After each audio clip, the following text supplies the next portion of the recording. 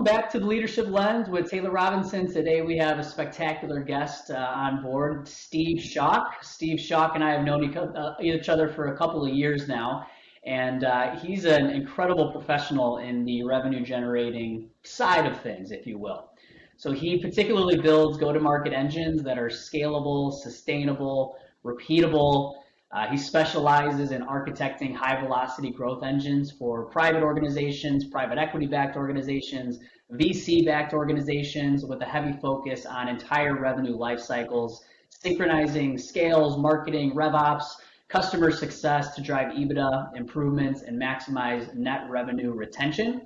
He's got over 20 years of experience and 2 successful private equity exits and is an expert in navigating and scaling phase while maintaining the operational rigor required to manage global quotas.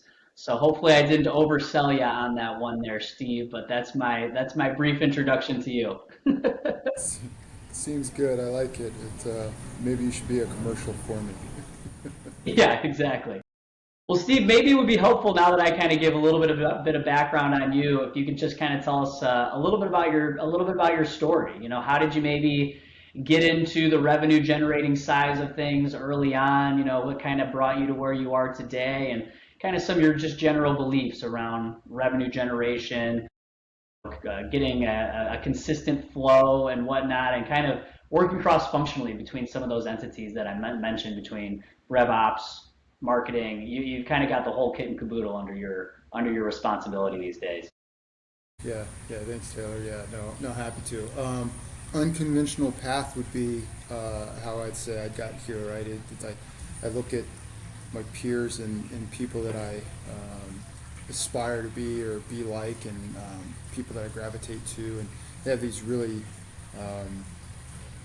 traditional kind of pedigrees. Right. They went to the university, out of high school. They, landed in tech. They did these things, and they've progressed up, and they take the steps in this more linear direction than maybe I have, right? So, for me, if I wheel it all the way back, how did I get into this thing? Well, unconventionally.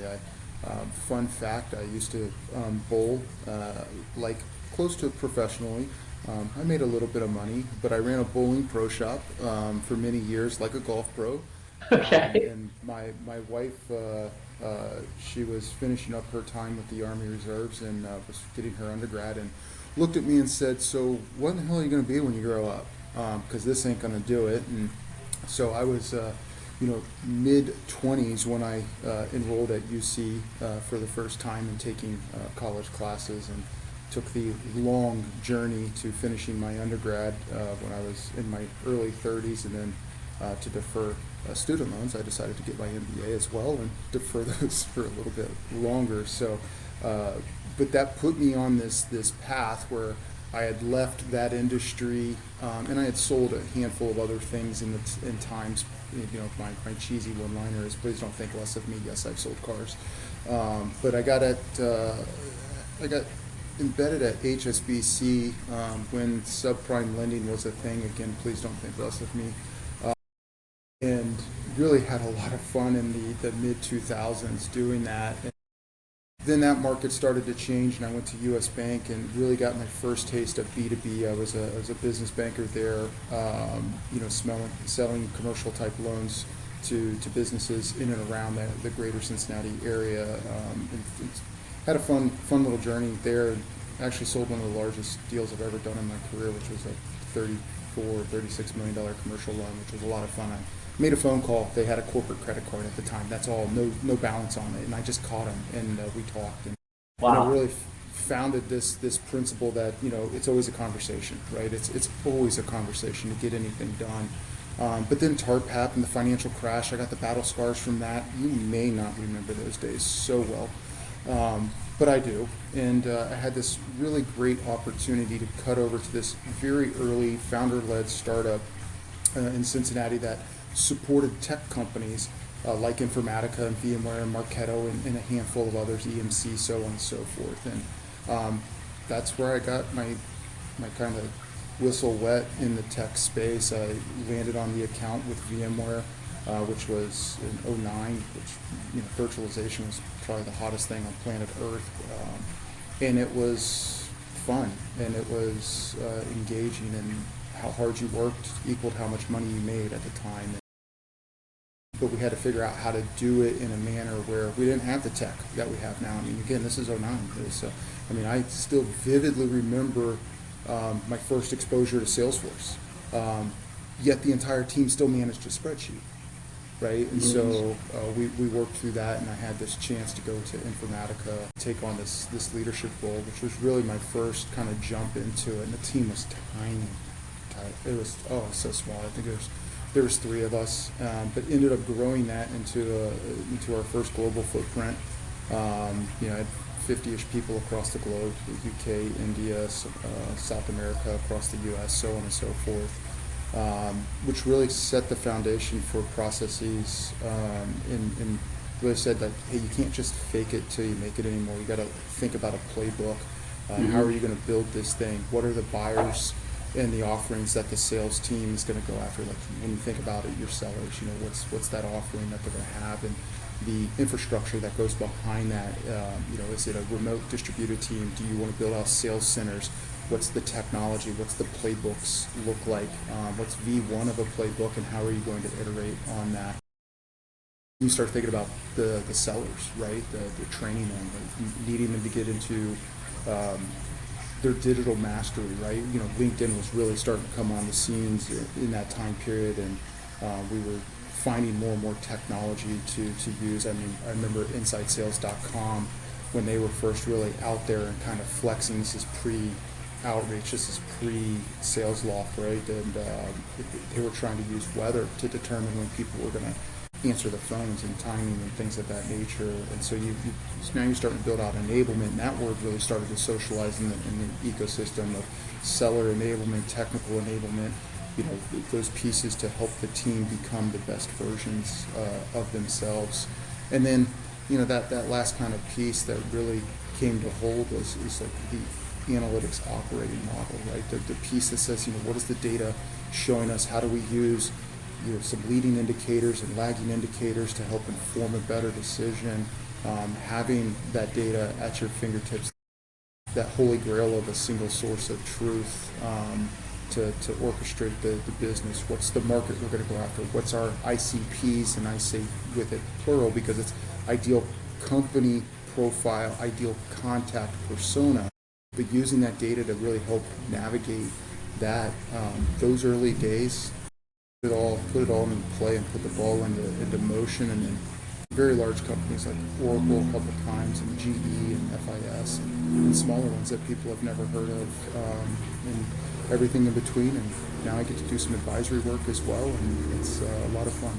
It's been a fun Well, that's a really good synopsis. First of all, I appreciate you going through that. I know that you said you had maybe not the traditional way of getting to where you are today. However, for me, as someone who assesses talent and assesses people's histories and kind of where they can bring them or where they're going, I would much rather have someone who's got a decade or two doing hand-to-hand combat direct sales than the Ivy League person who comes out with a couple master's degrees, maybe rocks the phone for 6 months and then moves into some management role and really doesn't have kind of that backbone experience of really being one of the boots on the ground that's kind of making it happen. So, as much as the road kind of waved and woved a little bit to get here, I think it makes you all the better for your profession.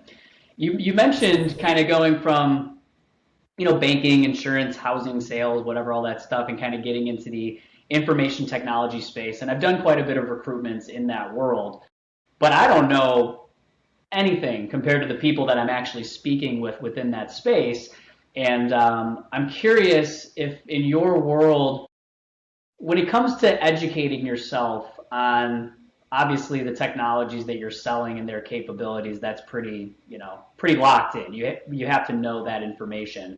But a lot of salespeople get combined with technical sales folks on some calls and things like that. I'm wondering what you maybe have done over the course of your career to ensure that you're still mentally with all of the changes within the technological environment and kind of what it takes to stay in that regard, or any advice that you might have for people that will always want to stay within the cutting edge and within the know. It's very difficult, especially today. I mean, the information overload. I mean, 5 years ago we talked about information overload, and now it's just in hyperdrive, right? It's every day something new is coming at you. Every I mean, inside of a day, right? This now it's Claude agents, and I was up way too early this morning. I saw a gentleman post on LinkedIn that he's basically running an entire script through Claude that's replaced his $6,000 a month SDR, performance wise, and things like that. And so it's like we're at this moment in time where if you actually don't have a genuine thirst of curiosity, you're game over. Like, you actually have to be curious, not for your own self, like, preservation per se, but you have to be curious, because if not, you've just been petrified in what once was. So maybe it is a bit of self-preservation, but like, if you're not a genuinely curious person right now, then you're not reading. If you're not reading, if you're not listening, if you're not looking, you've been passed by. And it's just, you can't go in with the same mindset as you would have, I mean, again, just go back 5 years. We go back to, let's just say, pre-COVID time, or maybe even during that time, where you could go after the same tried and true stack for your sales team to help them be the best versions of themselves. You could rely on the solution engineer, the pre-sales person, whatever that technical role that typically gets partnered up, to be good enough to get a deal done. Those days they're just gone. And I think the thing that has helped me in my too many years on planet Earth is I'm actually more of a generalist than a specialist, right? And so there's people that have only spent their career in marketing or MarTech, or only in go-to-market or go-to-market tech. And so they have this very narrowed view, and it's that's how they learn it, that's how they digest it. I've jumped across and through enough different verticals that I've had to reinvent how I digest technology, how I digest what they're doing, how I digest their go-to-market. And because of my curious nature, because I want to know not necessarily what the X's and O's are doing, but why does this matter, and how does it help the customer's world be better, faster, save them money, make them more money, save them time. It's allowed me to kind of jump in. And as a really good, I think, example, when I went to Data Climber, I sold probably the front 90 days. Like, I had to understand what we were doing, and that was tech-enabled services, right? And so in tech-enabled services, you're selling an outcome, which, everybody talks about outcome selling now, right? And moving away from consumption-based pricing. But to sell an outcome in tech-enabled services, you're selling an art of the possible. There is no demo. It's consultants. It's there's nothing to show except maybe slideware. But to do that meant I had to drop the mentality of, oh, we got a widget to demo and a gadget, and that's how the team, like, you had to go in and start having real business conversations and understand what their current state is and what their future state would look like, or what they want it to be, and how's that positive business outcome going to get there. And so you kind of do this front nine, back nine thing. But curiosity, I think curiosity is the only way that you can stay abreast in this market that we're in today. But then take that and formulate your own opinion. You've got to come to your own thing, because if not, you're just taking everybody else's opinions and you're game over. Yeah, yeah. Well, I want to jump back to an example that you provided, because I can't go through an entire conversation with someone like you and not talk about AI. It's everywhere, it's nowhere, depending on who you are, it's God's gift, it's the devil, it's all over the place. There's so many things with that. And you mentioned someone who you were looking at their LinkedIn today, and they said that they replaced an SDR basically with a bot, with an agent, if you will. Are we moving into a society in which there's just agents doing everything, and like especially within the business development realm, doing the background research on individuals and companies and putting together, kind of precursor reach outs and automating them and whatnot. I mean, that is kind of the baseline of a sales and development person. But when it comes to an agent, that stuff can get done a lot faster. And where do you fall in your belief over the next 5 years with agents and revenue generators? I personally, for me, it's the thing I wrestle with actually at any given moment of the day, and it's a bit of Dr. Jekyll and Mr. Hyde for me. It's like these two personalities. Um, I'll give a story maybe a little bit, and it'll help you. I fundamentally believe that we should be empowering our humans to be the absolute best version of themselves. And this is where I think and believe that the technology allows us to do that. If we can augment the seller with the technology to help him or her do their job faster, more effective, more efficient, I would even argue carry more quota. I would argue frontline leaders being able to have higher span of control through technology, right? Instead of this magic 7 or 8 person number, how can we get it to 10, 12, 14, maybe 20 people? Because technology is allowing us, and there's definitely some out there that's allowing us to do more of that. That's what I aspire for the market to continue to do. That's what I hope we see.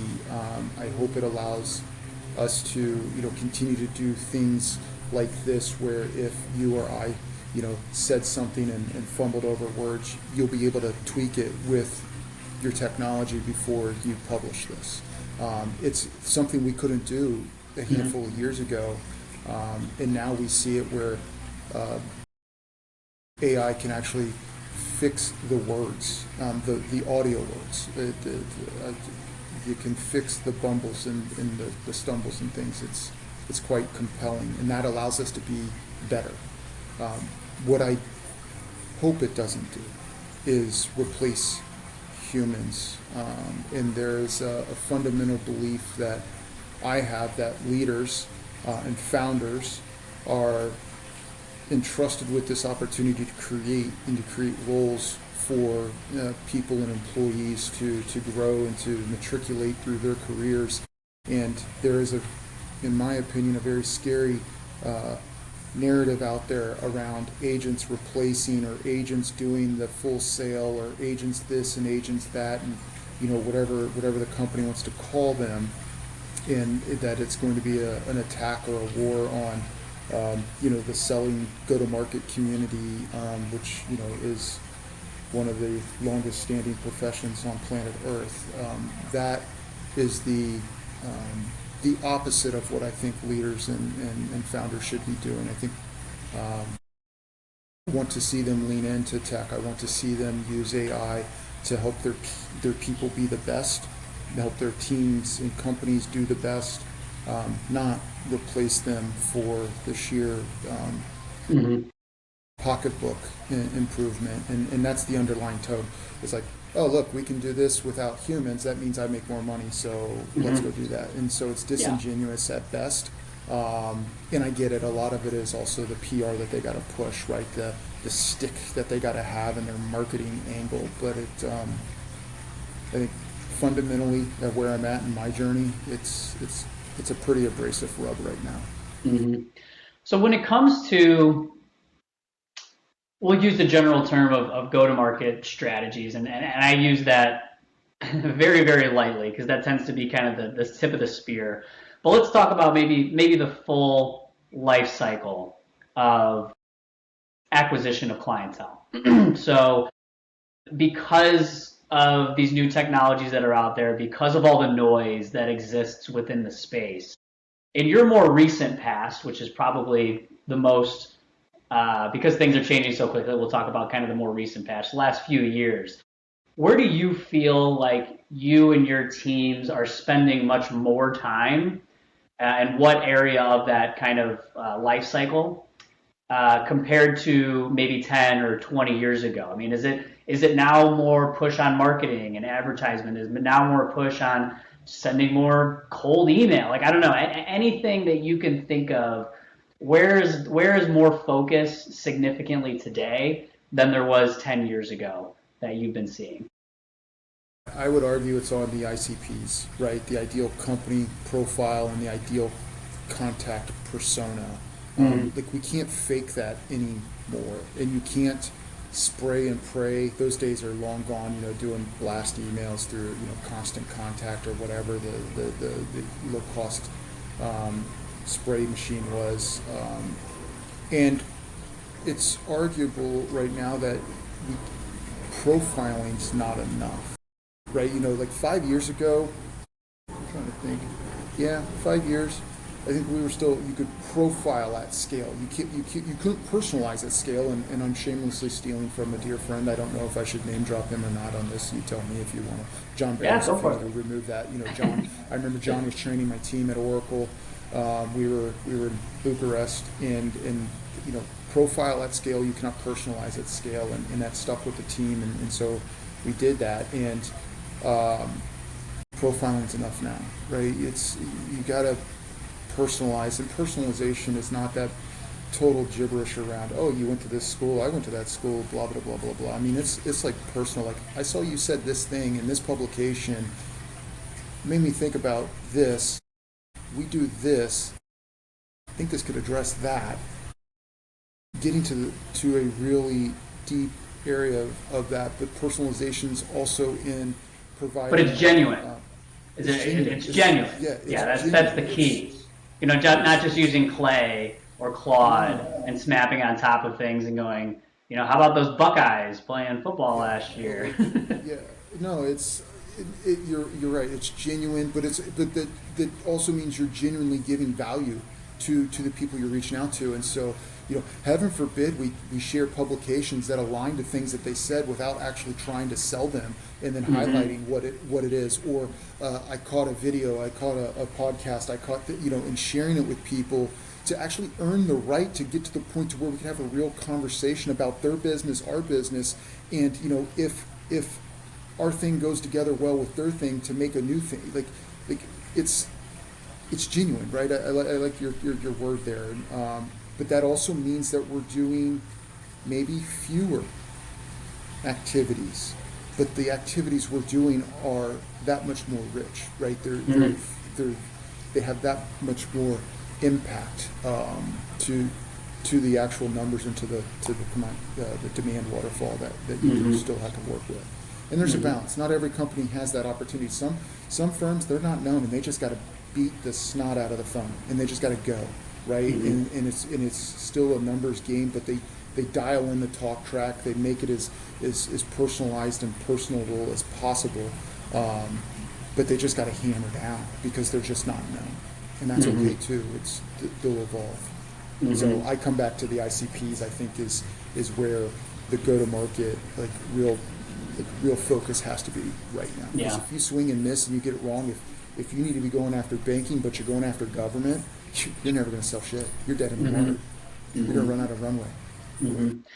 Well, I run a small business. We're boutique. I don't have troves and lakes of data and all these things and whatnot. And I know kind of what my personal ICP is. I know the people that I work well with. I know the organizations that I have the most industry experience with and all these kinds of different things. But for someone like me, we'll just use my business as kind of an example. For someone that doesn't have troves of data and can't sort through it and categorize it and do all these things, and I've now got a team of business development professionals working underneath me, and they're kind of focused in their own space. What recommendation would you have for someone like me or my team when we are kind of going off a little bit of gut feeling? We're going off of past experience and success. We are not that data-driven organization that puts a focus on our ICP because of the mass information that we possess, or is that part of the problem? And we would need to go buy that data, find that data. Any recommendation you would have for a boutique firm that doesn't have some of the capabilities from a technical perspective that you've been used to over your career?